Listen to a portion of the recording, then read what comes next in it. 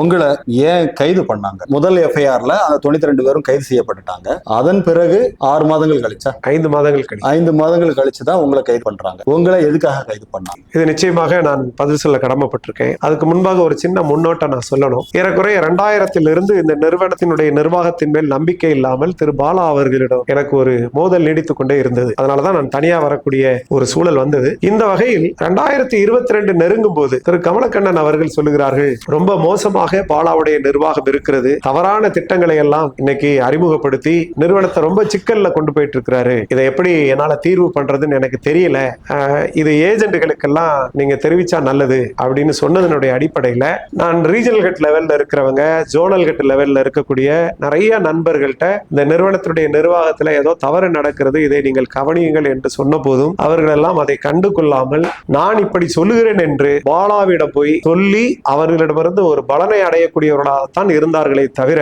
இந்த மக்களை பற்றியோ இல்ல இந்த நிறுவனத்தை பற்றியோ இந்த நிறுவனத்தில் பயணிக்கிற ஏஜென்ட்களை பற்றியோ அவர்கள் யாரும் கவலைப்பட்டதாக தெரியவில்லை. இந்த சூழலில் தான் ஏஜென்ட்களுக்கு ஒரு விழிப்புணர்வு கொடுக்க வேண்டும் என்பதற்காக ஆன்லைன்ல ரியல் எஸ்டேட் எப்படி பண்ணணும், என்ன செய்யணும், என்ன செய்யக்கூடாது அப்படிங்கிற ஒரு விழிப்புணர்வை மார்னிங் ஸ்டார் என்ற ஒரு பயிற்சி மூலமாக ஆன்லைன்ல தினசரி பயிற்சியாக இந்த நிறுவனம் முழுசும் இருக்கக்கூடிய ஏஜென்ட்களுக்கு பொதுவான வாட்ஸ்அப்ல தகவல் கொடுத்து அவர்களுக்கான பயிற்சியை நடத்தி வந்தேன். அந்த பயிற்சியில நான் முக்கியமா சொன்னது என்ன அப்படின்னு கேட்டீங்கன்னா, ரியல் எஸ்டேட் தொழில் பண்றோம், அதனால முடிந்த அளவு நீங்கள் யாரெல்லாம் முதலீடு செய்திருக்கிறீர்களோ அவர்கள் முடிந்த அளவு இடமாக பதிவு செய்து கொள்ளுங்கள் என்ற ஒரு விஷயத்தை தான் நாங்க சொல்லிட்டு வந்தேன். இருக்கக்கூடிய சின்ன சின்ன குறைபாடுகளை எல்லாம் நான் எடுத்து சொல்லும் போது அது அந்தந்த பகுதியிலே இருக்கக்கூடிய ஜோனல் ஹெட், ரீஜனல் ஹெட் கிட்ட கேட்கும் போது திரு பாலா அவர்கள், திரு வீரசக்தி அவர்கள், இன்னும் பல்வேறு தலைவர்கள், அவர் சுரேஷ், தூத்துக்குடி சுரேஷ் நடத்தக்கூடிய இந்த மாதிரி பயிற்சிக்கெல்லாம் யாரும் போகாதீங்க, விழிப்புணர்வு என்ற பெயரில் இந்த நிறுவனத்தை பற்றி தவறாக கூறுகிறார், அதனால் அவருடைய பயிற்சிக்கு போகாதீர்கள்,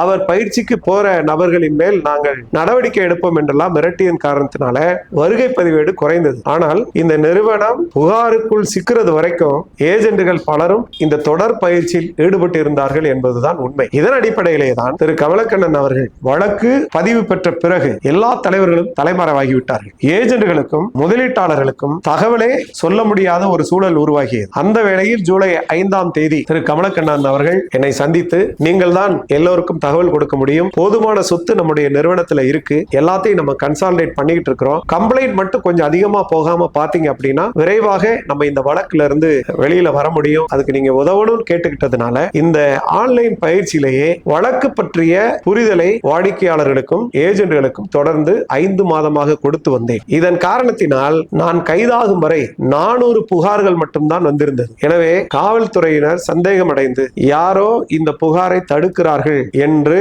அவர்கள் விசாரித்து, நான் மதுரைக்கு சென்றிருக்கும் போது என்னையும் விசாரணை என்று அழைத்து சென்று விசாரிக்கும் போது அப்போது இருந்த கண்காணிப்பாளர் திருமதி மனிஷா அவர்களிடம் இந்த நிறுவனத்தினுடைய செயல்பாடுகள் அனைத்தையும் ஒளிவு மறைவின்றி நான் அவர்களிடம் சொல்லியிருக்கிறேன். இறுதியாக அவர்கள், நீங்கள் ஒரு முக்கியமான நபர், நீங்கள் இந்த நிறுவனத்தில் புகார் வராத அளவுக்கு நீங்க தடுத்திருக்கீங்க, அதனால உங்களை நான் ரிமாண்ட் பண்றேன் அப்படின்னு சொல்லி இந்த ஒரு குற்றச்சாட்டின் அடிப்படையில நீங்க மண்டல தலைவராகவும் இருந்து நீங்க இந்த மார்க்கெட்டிங்ல ஈடுபட்டிருக்கீங்க, அதனால பட்ஸ் ஆக்ட் அடிப்படையிலையும் நீங்க புகார்களை தடுத்தீங்க அப்படிங்கிற அடிப்படையிலையும் உங்களை நான் ரிமாண்ட் பண்றேன் அப்படின்னு சொல்லி என்னை சிறைப்படுத்தினார்கள். இதுதான் நான் கைதானதற்கான முக்கிய காரணம். அப்போ முதல் எஃப்ஐஆருக்கு பிறகு 5 மாசம் வரைக்கும் வெறும் 400 புகார்கள் தான் அதுல பதிவாயிருக்குன்னு நீங்க சொல்றீங்க. இது காவல்துறையிலிருந்து எனக்கு சொல்லப்பட்டது. நீங்க எல்லா ஏஜென்ட்களுக்கும், அதாவது உங்களை மாதிரி இருந்த எல்லா லீடர்களுக்கும் நிறுவனத்தை பத்தின ஒரு எச்சரிக்கை கொடுத்தீங்க அப்படின்னு சொன்னதுக்கு என்ன ஆதாரம்? இன்னைக்கு நீங்க அந்த தகவலை சொல்றீங்க, அதுக்கு உங்ககிட்ட என்ன ஆதாரம்? இல்ல, கலந்து கொண்ட எத்தனையோ ஏஜென்ட்கள் இருக்காங்கல்ல, அதுதான் ஆதாரம் இல்லையா? இந்த நிறுவனம் புகாருக்கு போறதுக்கு 1 வருடத்திற்கு முன்பாக எத்தனையோ ஏஜென்ட்கள், இன்னைக்கு வரைக்கும் டிராவல் பண்ணிட்டு இருக்கிற ஏஜென்ட்கள் கூட அதுல பங்கு பெற்றவர்கள் தானே, அதுதான் ஆதாரம். ஒரு ஆதாரம் இல்லாமல் இந்த நிறுவனத்தினுடைய நிர்வாகி திரு பாலசுப்ரமணியன் அவர்களோ திரு வீரசக்தி அவர்களோ என்னை பற்றி நிறுவனம் நடந்து கொண்டிருக்கும் போதே விமர்சனம் பண்ணியிருப்பதற்கு வாய்ப்பு இல்லை அல்லவா?